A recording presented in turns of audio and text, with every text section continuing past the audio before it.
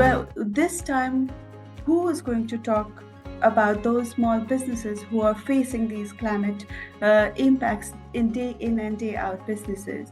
So, for businesses to be future proof in terms of their operations, business needs to be agile and adaptive and become climate resilient.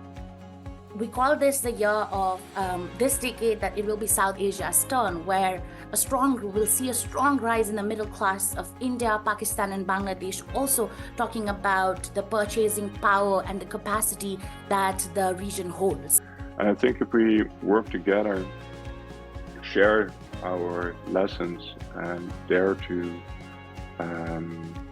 experiment a lot, I think we could really accelerate the growth of the number of entrepreneurs that are working on social and impact-driven entrepreneurship. When we get into investment, we generally have 5 lenses, which we call our star lens. We focus on gender equality, climate change, digital innovation, inclusivity, and intergenerational wealth. We believe that founders are leader designers. And when I say designers, the essential role, I would also say much less talked about role of a founder is that they basically redesign industries, and they are kind of forced to redesign industry, because when you bring in innovation in a particular node of an industry, you find out that the forward and the backward linkages to support that that new way of doing things is missing. South Asia is not only ready for the venture building studio model, I believe it needs it.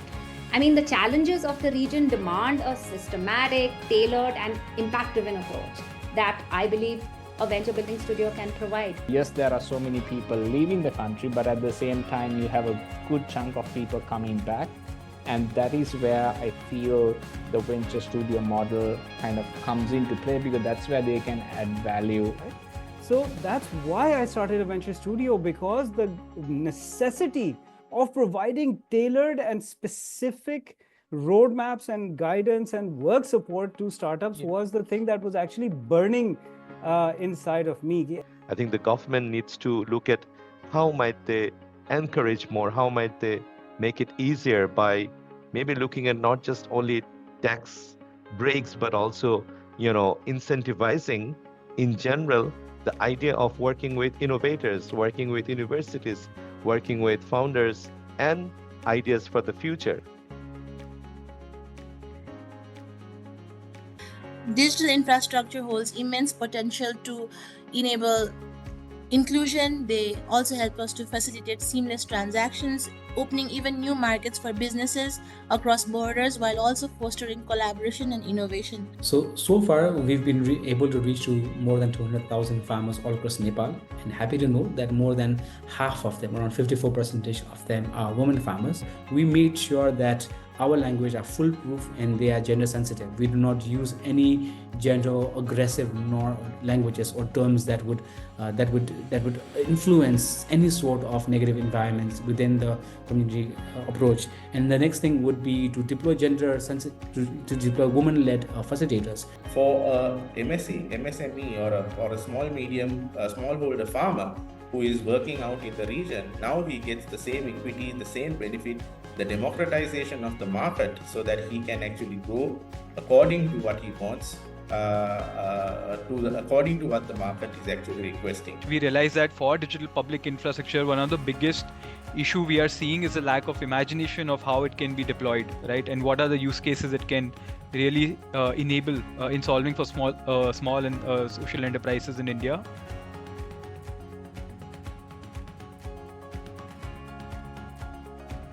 We all know when we invest in women, they reinvest back into their families and their communities. Despite that, there is currently about $1.7 trillion worth gender financing gap. She said, business is my dream, business is my power, and business will be in my future. We also make sure the communities that we work with are stewardship with the environment that they live in. where we include community values, social norms, behavior, attitude, like that. There is a training that we have designed which is helping each individual in the community, especially woman farmer, building her capacity from the situation that she's not able to tell her name in front of the group or community to proudly saying her achievement. Over the years, we have been known for organizing women for the banking space, but also when we give women access to finance, we have been doing it through self-help groups, which are called Bachat Gats in our part of the country.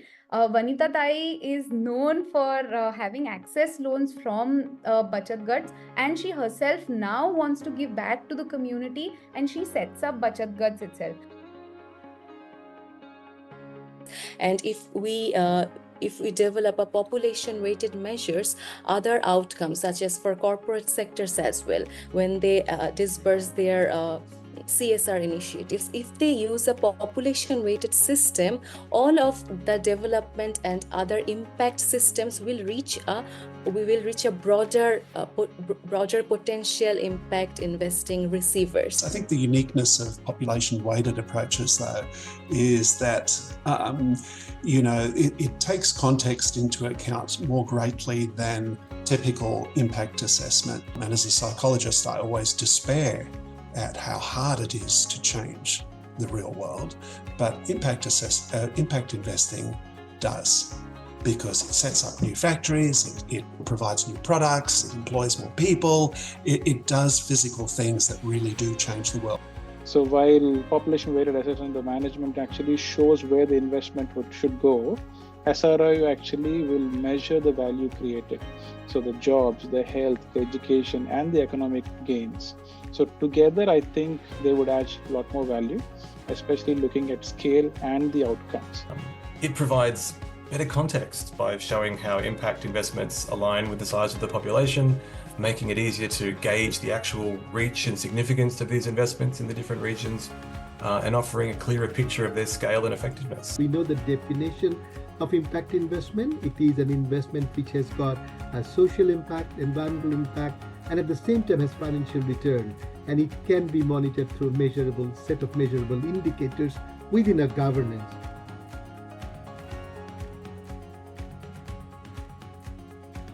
One good thing that I've been seeing that Sucharita, you are unfolding your wings from subcontinent, from India to other countries. We are very happy to see you are roping in countries like Nepal, Sri Lanka, Pakistan. That's how the spirit should be. In Bangladesh, Switzerland has been working on the impact investing scene since 2020. And we have been partnering with enterprises, with service providers. We have also teamed up with the investors and regulators.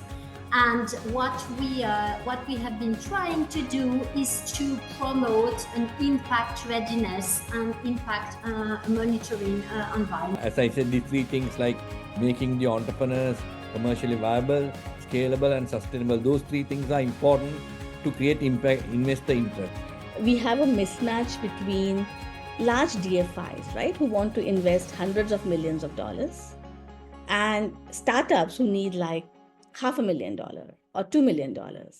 And large investors globally are just not equipped to do those ticket sizes directly, which basically means that we need more local structures, be it funds, be it debt providing entities who are able to accept that capital and then onward invested into the local startup ecosystem. And then again, this is where I think this room is for learning across the region what would work, what is working, and then we can all adapt and maybe also do the advocacy of it together, because what would possibly be needed in Nepal that would be needed in other parts of South Asia as well. So this is what we are working now with Nepal International and other INGOs, basically developing some case studies, especially in agriculture, water sanitation, youth employability, and so forth. So basically, working with these small businesses, small organizations, making sure that they're investment ready over a period of a year, 18 months and all that. And then going back to the global impact investors saying, some of our institutions are ready for impact investment.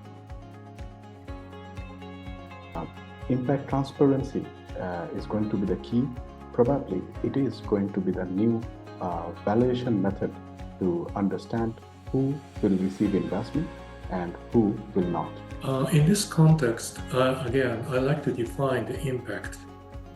Impact is the effect of organizations' actions on people and the natural environment. It can be positive or negative. Also, sometimes it is intended or unintended. So therefore, water and sanitation, humanitarian assistance, vocational training, health, women empowerment, climate change. So any of the sectors that we see in the Sustainable Development Goals, TICA cannot ignore. So therefore, as a demand-driven organization, I cannot restrict myself and my agency what is our priority. When I was a business teacher in the education ministry, I realized there is a need for training institute that can actually enhance the efficiency of the people in Maldives. We started School of Agriculture with the help of Bangladeshi retiree agriculture experts. I developed a course. So 5 students, women, some of them are there in the job in the Atoll Council, plus some of them are housewives. So they completed with us and we provided them seed money in this year. In many ways, India as a country is possibly over-regulated or over-legislated as well. But it has turned out to be a blessing in disguise in many other ways, because today we have an impact investing ecosystem which comprises of both for-profit and not-for-profit players, many of whom, in fact, most of whom are very, very well regulated by the underlying financial architecture, financial regulatory architecture as well. Another regulator in the market, which is the Securities Commission of Malaysia, or we call it SC for short, where they regulate our capital markets. And for SC, they introduce frameworks such as the Sustainable and Responsible Investment (SRI) taxonomy. And apart from that, they also have an SRI for the Sukuk framework as well, which what these frameworks do for both is to enable fundraising for green and social impact projects. A lot of startups are also very careful to not brand themselves as impact enterprises, even if they have significant impact, right? Because once they get labeled as such, they feel that, this is just a perception issue, where they feel the perception locks them out of a lot of venture capital or say future capital that they could access.